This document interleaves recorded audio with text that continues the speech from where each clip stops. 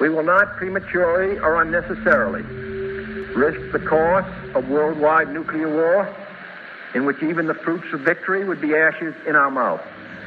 But neither will we shrink from that risk at any time it must be faced. Oliver Stone's controversial 1991 movie JFK forced the case to be reopened with some chilling findings.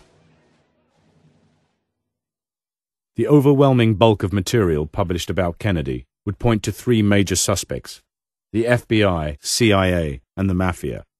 These organizations were the only ones with enough resources and assets to plan and execute the murder of the US president in broad daylight and carry out a cover-up operation that would involve the murder of over 50 people. On its own, the Mafia simply did not have the contacts, clout, and know-how to pull off such an elaborate stunt. They probably acted as backup and helped with some of the cleanup operations.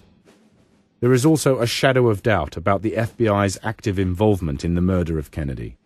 FBI directors already had enough evidence of the president's constant womanizing to bring him down without murdering him. The FBI's lack of motivation can lead us to conclude that they, like the Mafia, only assisted in the cleanup. This leaves only the CIA. They had the motive, the means, and the opportunity. The company could not forget Kennedy's refusal to support them during the Bay of Pigs fiasco. In addition, he was also considering pulling the US out of Vietnam and therefore putting a stop to the company's own little war. He also was a sympathizer to the civil rights struggle. However, what topped it all was the fact that he was determined to destroy the company and put an end to its deceptive tactics. This is the BBC Home Service.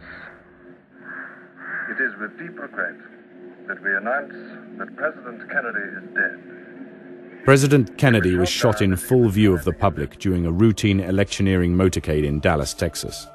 1 hour before the shooting, the entire Washington phone system was taken down.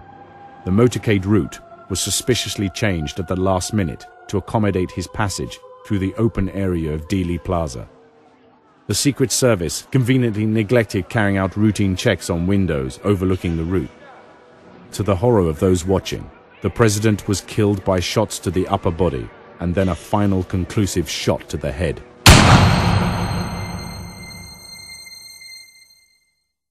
According to eyewitnesses and a home video made by Abraham Zapruder, these shots were not fired by a lone gunman.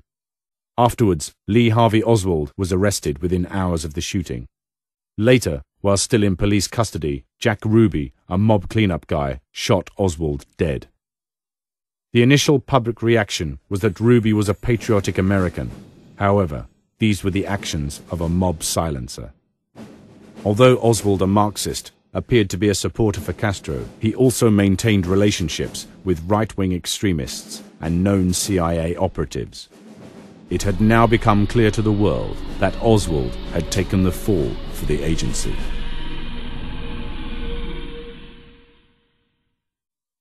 It was General Charles Cabell who changed the motorcade route so that it made the slow, fatal turn past the Texas Book Depository, ultimately luring the president into the deadly crossfire. General Cabell had been assistant director of the CIA until Kennedy fired him after the Bay of Pigs showdown.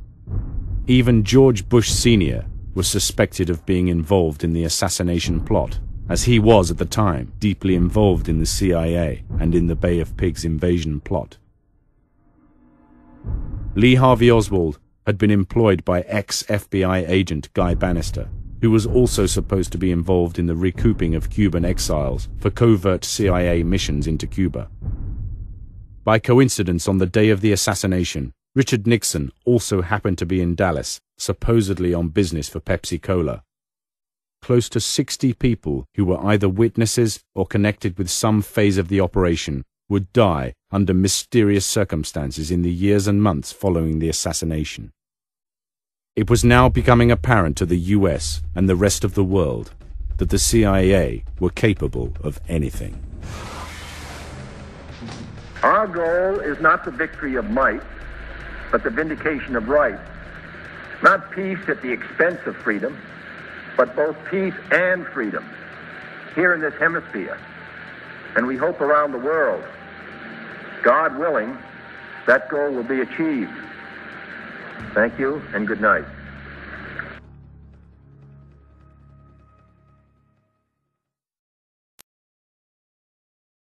Don't involve Rasta in your say. Rasta don't work for no CIA. Bob Marley, born in 1945 in Kingston, Jamaica, revolutionized the world with his music. More than a music genius, he used his art form as a conduit for social awakening. He wrote uncompromising conscious songs for and about the disenfranchised people of the West Indian slums. He was an icon of honor and hope for those that had none. Bob Marley stood as a conscious figure in Jamaican politics when he united the hands of political rivals Michael Manley and Edward Seaga. However, his popularity with people extended across the seas, and he became a spokesman through his lyrics, crying out against oppression, slavery, injustice, and war. In 1980, for Zimbabwe's independence, President Mugabe enthusiastically invited Bob Marley to perform at the celebrations.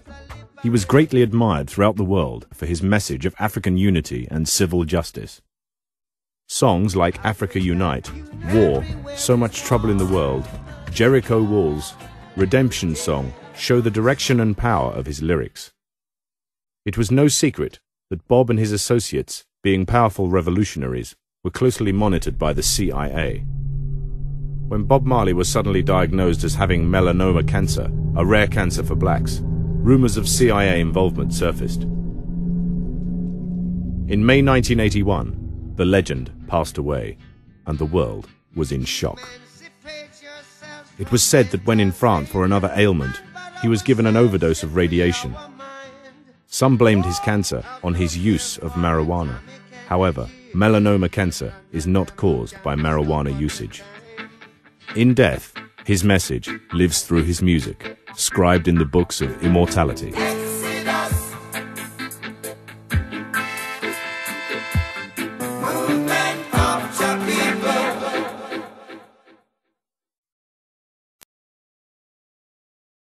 The agency did not always act alone.